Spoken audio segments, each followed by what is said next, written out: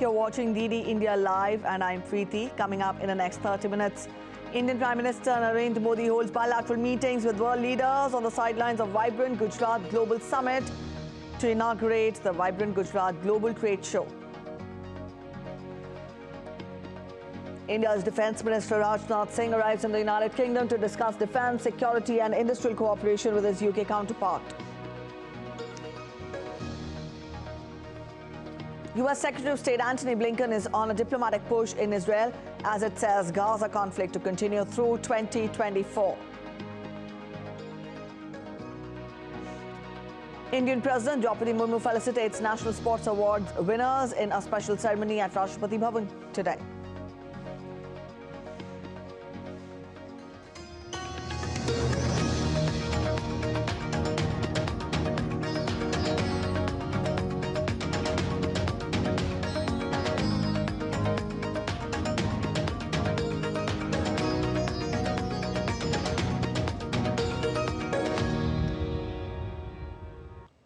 India's Defence Minister Rajnath Singh has arrived in London on Monday for a two-day visit to the United Kingdom.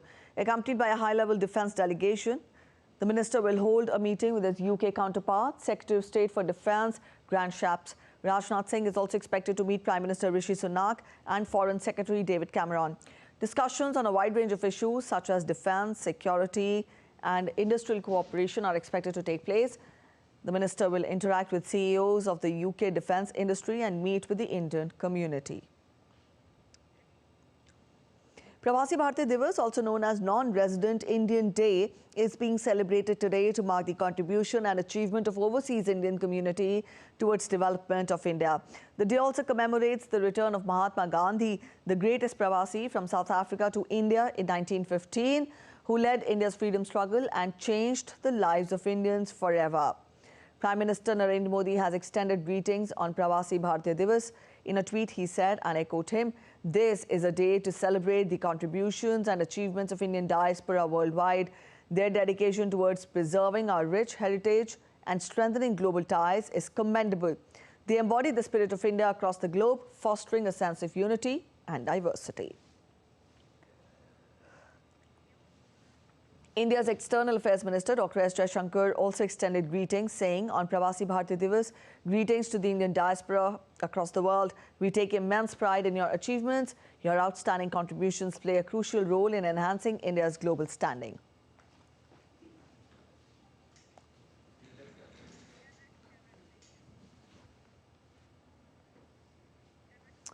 India's Prime Minister Narendra Modi is on a two-day visit to the Indian state of Gujarat.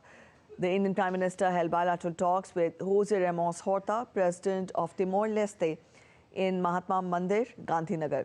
Bilateral cooperation in a range of areas, including development partnerships in energy, IT, fintech, health and capacity building, was discussed.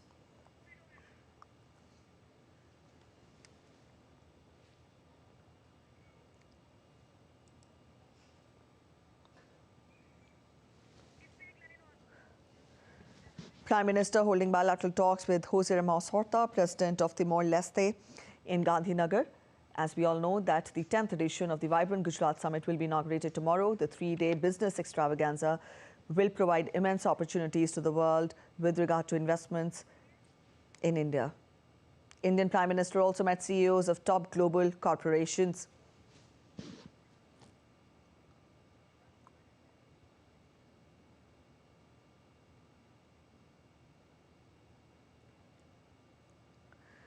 Gujarat Vibrant Summit provides a forum to attract investments from abroad. Prime Minister also met Vice Chancellor of Deakin University, Professor Ian Martin.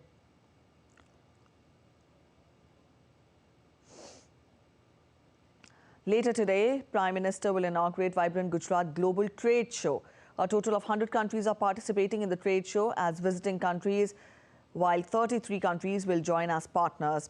This time, the trade show will feature 13 halls, each dedicated to various themes, including Make in Gujarat and Atmanirbhar Bharat.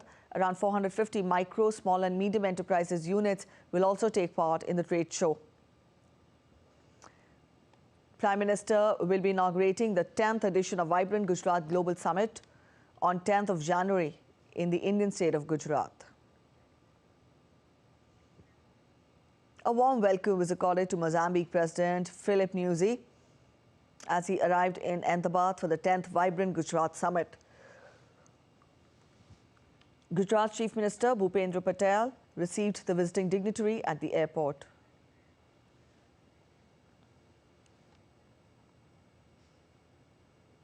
India is witnessing a steep rise in its metro network. Over 895 kilometers of metro lines are operational in 20 cities in the last 9 years.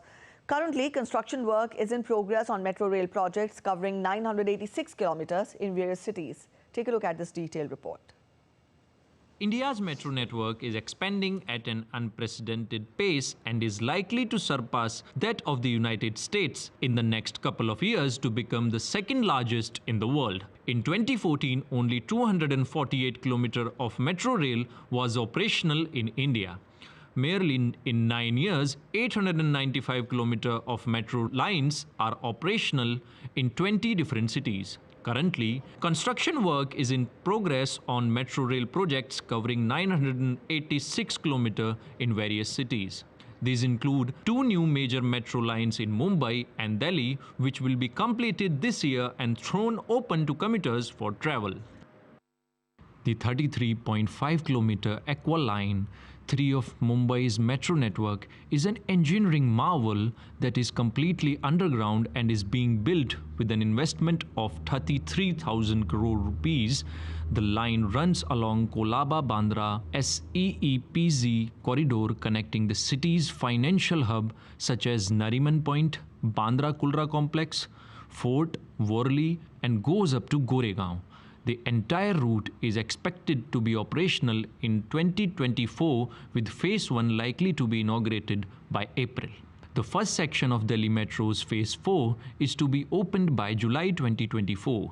This comprises the Magenta line from Janakpuri West, RK Ashram Marg, which covers a 28.92 kilometer route with a 21.18 kilometer elevated structure, while the remaining 7.74 kilometer is underground. The other 2 lines of Phase 4 on which work is underway. The country's metro network boasts of a daily ridership of around 1 crore and has brought about a transformational change with greater comfort, stability and security in the urban mobility. Currently, construction work is being carried out on several metro projects across the country such as Navi Mumbai Metro, Pune Metro, Madhya Pradesh Metro, Kanpur Metro, Agra Metro, Meerut Metro and Surat Metro. A path-breaking step is also being taken to decongest big cities with the rolling out of the country's first rail-based regional rapid transit system linking the 82-kilometer distance between Delhi and Meerut. This initiative is part of the green mobility drive to being the country's carbon footprint in the fight against climate change. Preparations for the upcoming Republic Day event are in full swing in the national capital, with participants losing no chance to enhance their performance and bring perfection to it. Apart from other various security forces, contingents, NCC cadets are also preparing hard and showcased some of it to the Indian Chief of the Air Staff on Monday. A report ahead. Wave of motivation sparked among NCC cadets at the Republic Day camp underway in Delhi. When Air Force Air Chief Marshal Vivek Ram Chaudhary addressed them on Monday. He appreciated the NCC cadets for their participation in social service and community development activities and urged them to enlist in the military and lead lives of unity and discipline. The Indian Air Force Chief was given the Guard of Honor by NCC cadets upon arrival. He further took stock of the flag area as well as the Hall of Fame, where he learned about the great personalities of NCC, including its achievements. The National Cadet Corps, a symbol of discipline, patriotism and service, stands as a testament to the unwavering commitment of its cadets. You carry the torch of responsibility with grace and poise. It is indeed heartening to see your indomitable spirit and enthusiasm.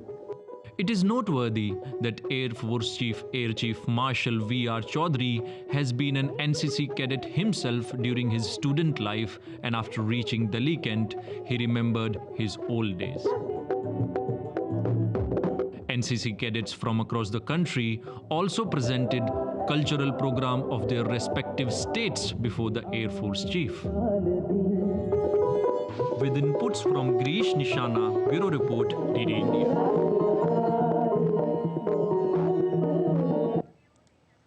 The Viksit Bharat Sankalp Yatra successfully reached Thila Brok village in Kargil despite severe cold to promote government initiatives. The event involved 32 households and 220 residents, facilitating the issuance of Ayushman cards, updating Aadhaar cards, conducting NCD screenings and performing sugar tests. The initiative demonstrates the government's commitment towards extending welfare schemes to inaccessible regions. Union Minister of State for Health, Professor S.P. Singh Baghel, visited ETA in the Viksit Bharat Sankalp Yatra program, meeting the beneficiaries of government schemes in Pondri village. He handed over certificates and congratulated all the attendees, expressing happiness and also satisfaction.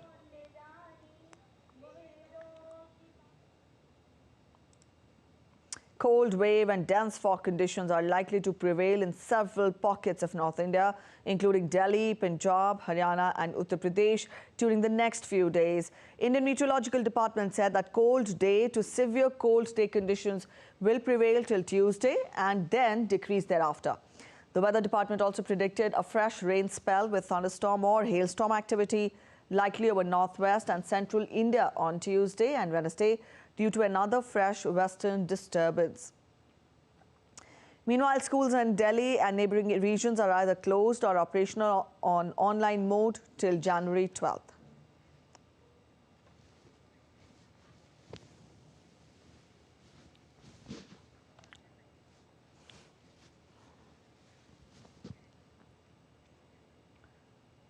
The Indian Meteorological Department on Tuesday issued a forecast for heavy rains in coastal Tamil Nadu districts in southern India and Kaveri Delta region, following heavy rainfall in the region over the last 24 hours.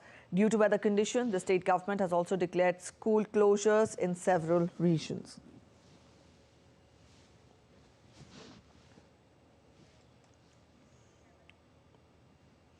A quick look at other stories making it to the headlines today from India. Indian city of Ayodhya is all decked up with solar lights ahead of Lord Ram Temple consecration ceremony, taking forward the vision of the need to expand the use of renewable energy sources as far as feasible in the temple town. The state government has illuminated the parks in Ayodhya with solar trees. The Indian city of Ayodhya is on track to become the solar city of the country. The sacred sanctum sanctorum of Lord Ram Temple is ready in all its glory to welcome millions of Lord Ram devotees from across the world. The Ram Temple complex, built in the traditional Nagara style, boasts of dimensions of 380 feet in length, 250 feet in width, and a towering height of 161 feet. The Ram Janmabhoomi Tirth Kshetra Trust, which is undertaking the temple construction, shared stunning video of the Ram Temple on social media, giving a sneak peek into the nighttime view of the temple premises. A short break ahead, but after the break, Boeing's latest 737 MAX crisis deepens after United Airlines and Alaska Airlines find loose spots. Bhutan votes in the final round of natural elections to elect a new parliament that will form the Himalayan Kingdom's fourth government.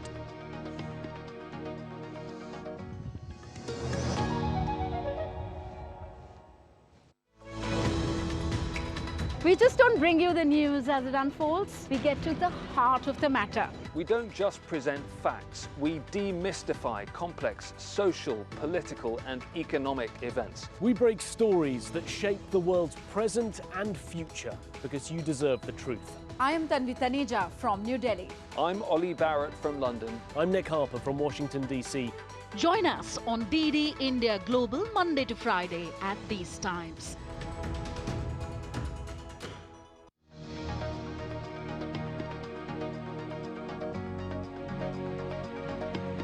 Welcome back after the break. You're watching DD India Live. Let's get to more updates. Amidst the ongoing row between India and Maldives over comments by Maldivian ministers, Several Maldivian organizations have called for positive relations between the two countries while terming the posts and comments as irresponsible.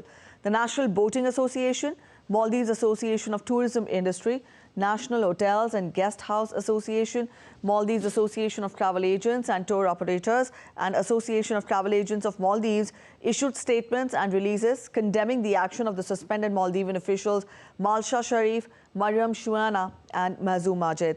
The organizations noted that India has been a close and a friendly neighbor, first responder during the crisis, and one who has helped Maldives recover after the COVID pandemic.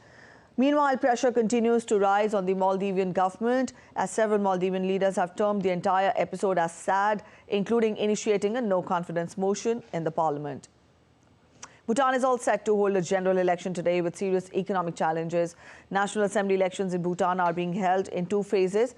The first phase happened on 30th of November. That was the preliminary round, and the final round will be held today, 9th of January. All parties have promised to focus on reviving the economy. In the first round, the ruling conservative Druk Namrup Shoga came in 4th place and was disqualified. The party presided over strict and unpopular COVID pandemic measures and has been blamed for plummeting tourist numbers and rising fuel prices. Today's runoff will be held between the Liberal People's Democratic Party, which came in first with 42.5% of the votes, and the newly established Bhutan Tendril Party, which secured 19.6%.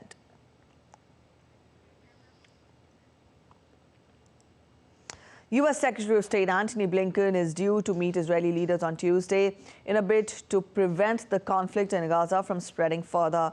Earlier on Monday, Blinken met with Abu Dhabi's ruler, Sheikh Mohammed bin Zayed Al Nahyan, and Saudi Arabia's Crown Prince Mohammed bin Salman.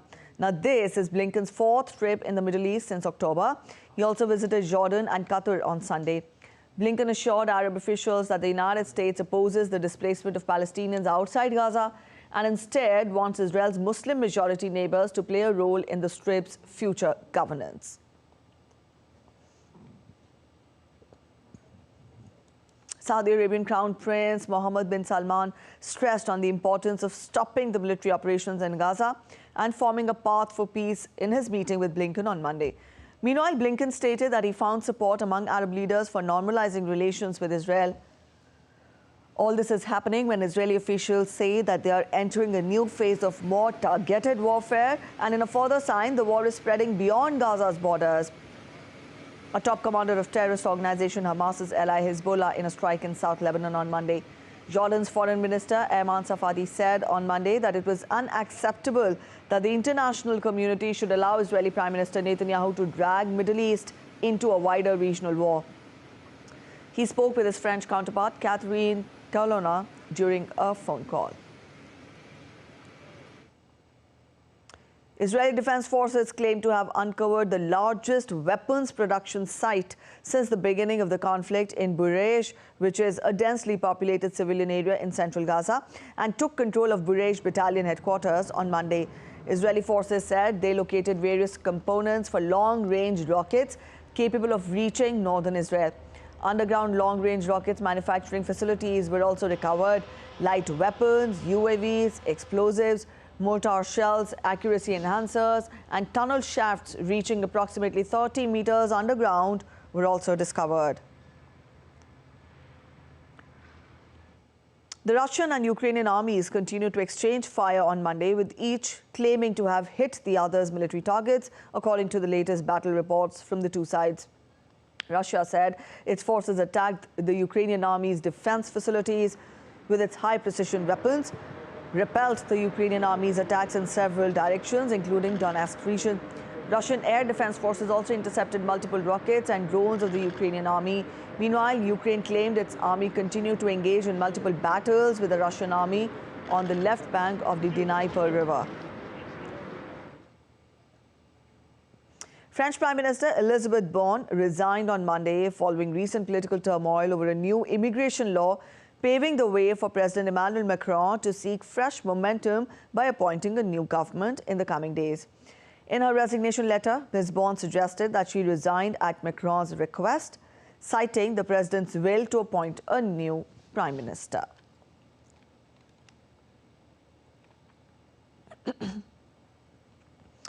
Boeing's latest 737 MAX crisis deepened after United Airlines said it had found loose bolts and other parts on 737 MAX 9 plug doors as it inspects its fleet of Boeing jet.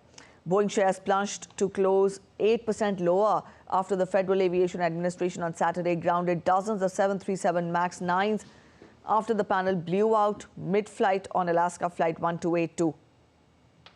Wall Street analysts on Monday viewed the accident as a temporary setback to Boeing.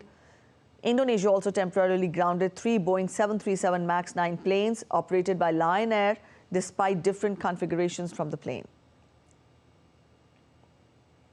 In Washington, a vehicle crashed into an exterior gate of the White House complex. U.S. Secret Service Chief of Communications Anthony Guglielmi said the driver was taken into custody. The cause and manner of the incident is being investigated. A Delaware man was charged last month with drunk driving after he accidentally crashed his vehicle into U.S. President Joe Biden's motorcade. Taiwan's defense ministry criticized the mainland China government for increased balloon activity over Taiwan Strait and Taiwan Island over the last month. Days before a presidential election, some balloons have flown directly above Taiwan, with at least one detected around a military airbase. China's defense ministry dismissed allegations of interference and accused Taiwan of trying to manipulate the election. Beijing denies it uses balloons for spying and says they are just weather balloons that have strayed from their flight paths. China's balloons grabbed international headlines in February when the U.S. shot one down after it entered U.S. airspace and flew across the country.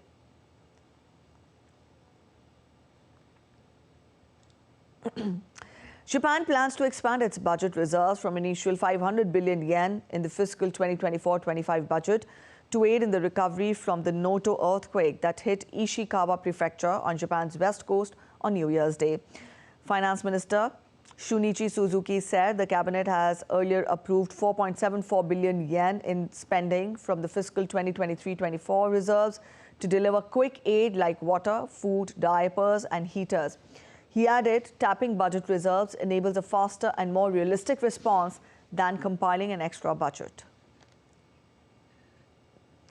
Indian President Draupadi Murmu conferred the National Sports Awards 2023 at a special ceremony organized at Rashtrapati Bhavan today.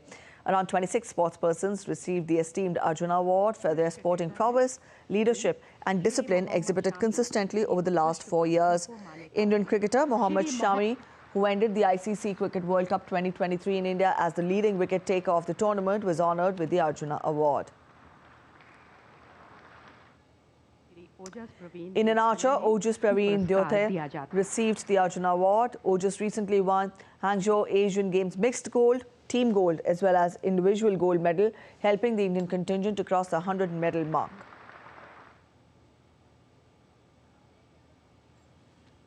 That's it in this edition of DD India Live. But let us know your thoughts on the news of the day. You can connect with us on Facebook, X and also Instagram. We'll be back with more news as it breaks here on DD India. I'm Preeti Kaur signing off, and from all of us here in Delhi, thanks for watching DD India Live.